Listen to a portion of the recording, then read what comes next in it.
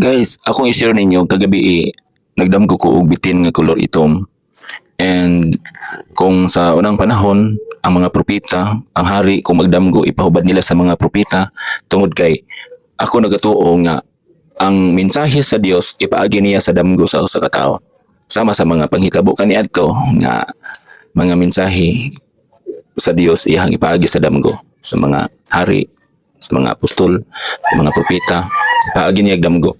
And ako ning gikuan mga kagaris mga higala kay ang akong nahibaw-an man gud ko magdamgo ka og bitin dili mayo.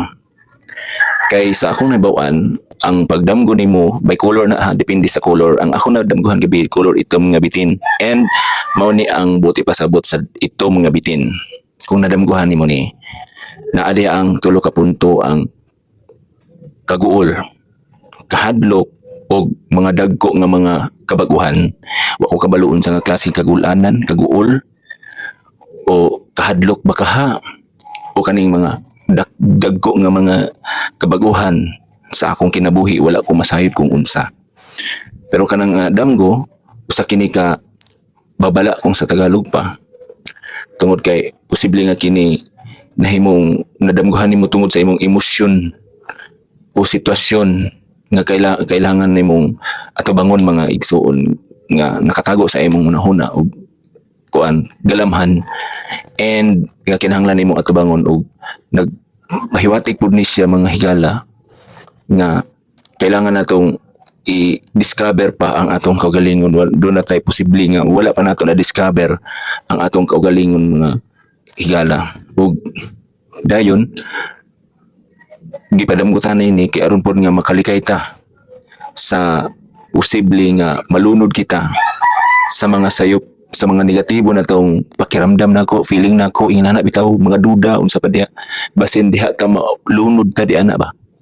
Then mga negatibo nga mga resulta tungod sa atong sayop karon ang uso karon is kana bitaw advanced thinking na kailangan dili ta magpalabi sa atong advanced thinking kay posibleng malunod ta diyan na og mao'y mahinungdan sa negatibong epekto nato. Pwede sad ni nga magpasabot nga sa atong paglikay sa kanang delikado nga mga panghitabo sa atong kinabuhi maglikay magamping. Okay? And pwede sad nga pwedeng gikan na ulian na kita gikan sa mga pagsulay nakalingkawas ta gikan sa pagsulay sa nang labayng adlaw sa atong kinabuhi kay ang akong nadamgahan gabi is nakita nako ang ikog naman lang ni ana ikog. So maybe this is the real meaning nga kanang gikan ako sa pagsulay sa akong kinabuhi isip maybe alagad sa Ginoo magsasangyaw ana no daghan nga mga pagsulay gikan ako dito and nahuman na to no mao na siya ang meaning.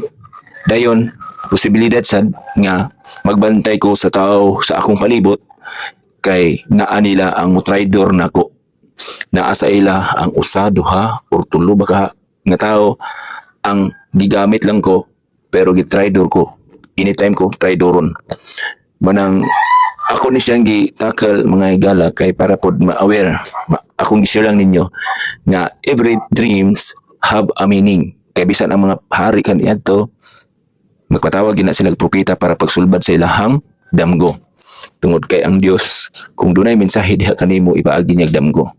And sa akong damgo kagabi nakita nako ang ikog naman lang pud sa bitin maybe kay dili ko sure nga gikan ako dito sa pagsulay and nahuman na og ang dako nga kabaguhan is kaya na akong i-handle tanan wala ko kabalo kung unsa ang dako nga kabaguhan sa akong kinabuhi. Kung kahadlok maybe nahuman na ang kaguol maybe nahuman na or incoming ako lang nang iampo sa Ginoo akong isalig sa Ginoo and kabalo ko nga siya kanunay magabantay kanako kay matubad sa Salmo 23 bersikulo 1 si Jehovah mao akong magbalantay in English the Lord is my shepherd. So sa iya lang ako isalig ang tanan mga higala walay kuan kung sa tinuod nga meaning ani akong damgo ito gyan ako sa iya tanan. Amen. God bless sa inyo ang tanan.